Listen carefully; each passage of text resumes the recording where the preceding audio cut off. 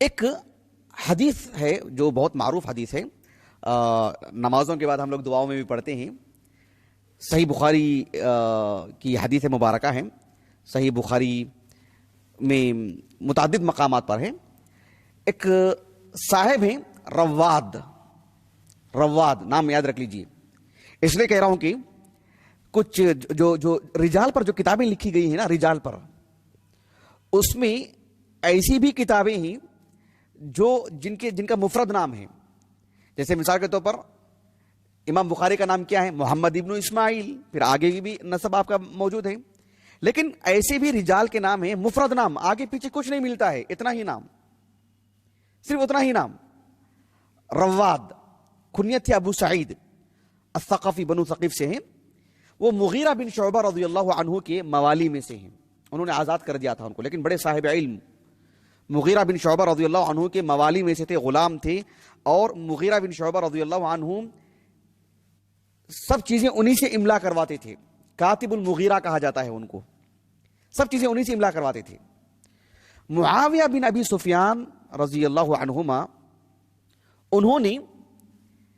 معاویہ بن ابی سفیان رضی اللہ عنہما انہوں نے ایک خط لکھا تھا مغیرہ بن شعبہ کو رضی اللہ عنہ۔ یہ حدیث صحیح بخاری سے مسلم کے متفق علیہ حدیث ہے، صحیح بخاری میں متعدد مقامات پر ہے، کتاب الاذان میں کئی جگہ پر، لیکن سب سے بہتر طریقہ اس حدیث کو ڈھونڈنے کے لیے آپ کتاب القدر میں دیکھیے، کتاب القدر صحیح بخاری کی، کیونکہ اس میں باب ہی قائم کیا امام بخاری رحمہ اللہ نے کہ باب یعنی لا مانع لما اعطى ولا معطی لما منع، باب ایسا قائم کیا ہے امام بخاری رحمہ اللہ نے۔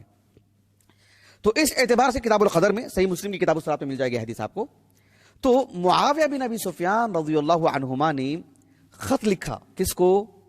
مغیرہ بن شعبہ کو۔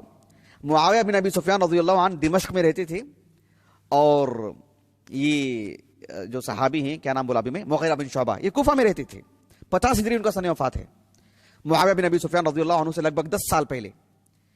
تو مغیرہ بن شعبہ رضی اللہ عنہ کو خط لکھا انہوں نے، اور کہا کہ اکتب لی ما سمعت النبی صلی اللہ علیہ وسلم یقول خلف الصلاۃ۔ ایک وقت کے خلیفہ ہیں، امیر المؤمنین ہیں، خط و کتابت میں کتنی عمدہ باتیں ہو رہی ہیں، دیکھیے سبحان اللہ العظیم۔ کہا کہ مغیرہ بن شعبہ سے کہا کہ مجھے آپ وہ ساری چیزیں لکھ کر کے بھیجو جسے آپ نے اللہ کے رسول سے سنا ہے، وہ باتیں جو نماز کے بعد اللہ کے رسول پڑھا کرتے تھے۔ اکتب لی ما سمعت النبی صلی اللہ علیہ وسلم یقول خلف الصلاۃ، نماز کے بعد کیا پڑھتے تھے اللہ کے رسول؟ آپ تصور کر سکتے ہیں ایک وقت کے خلیفہ، سبحان اللہ، امیر المومنین، خط و کتابہ سے کیا چیز طلب کر رہے ہیں۔ اچھا، یہ رواد رحمہ اللہ کہتے ہیں کہ مجھے بلایا مغیرہ بن شعبہ نے رضی اللہ عنہ، اور املا علیہ، مجھے املا کروایا اور کہا کہ لکھو، میں نے اللہ کے رسول صلی اللہ علیہ وسلم کو نماز کے بعد یہ کہتے ہوئے سنا کہ لا الہ الا اللہ وحدہ لا شریک لہ، اللہم لا مانع لما اعطیت ولا معطی لما منعت ولا ينفع ذا الجد منک الجد۔ سبحان اللہ، اے اللہ، آپ جو دینا چاہیں اسے کوئی روک نہیں سکتا۔ کتنی بڑی، کتنی قوت ہے، دیکھو اس میں کتنا ایمان اور کتنا یقین ہونا چاہیے، کتنا آدمی اس میں خوشحال رہ سکتا ہے، کتنا مطمئن رہ سکتا ہے، مجھے ملنے والی چیز میں صحیح طریقے سے لوں گا، لیکن وہ مجھے مل کے رہے گی، جو مجھے اللہ تعالیٰ نہیں دینا چاہتے اسے سب مل کے بھی نہیں دے سکتے ہیں۔ سبحان اللہ العظیم، کتنی بڑی بات ہے، اللہ اکبر کبیرہ۔ ولا ينفع ذا الجد منک الجد، کوئی بھی شرف و فضیلت والا، کوئی بھی صاحب مال ایسا نہیں ہے کہ اللہ تعالیٰ اسے نہ دینا چاہیں اور وہ اس کو جا کر کے فائدہ پہنچائیں۔ خیر، یہ حدیث مبارکہ معاویہ بن ابی سفیان رضی اللہ عنہ نے طلب کیا مغیرہ بن شعبہ سے رضی اللہ عنہ۔ یہ جو رواد ہیں رحمہ اللہ، اوسط تابعین میں سے ہیں، ان کا سن وفات مذکور نہیں ہے، کتب ستہ کی سبھی کتابوں میں آپ کی مرویات ہیں۔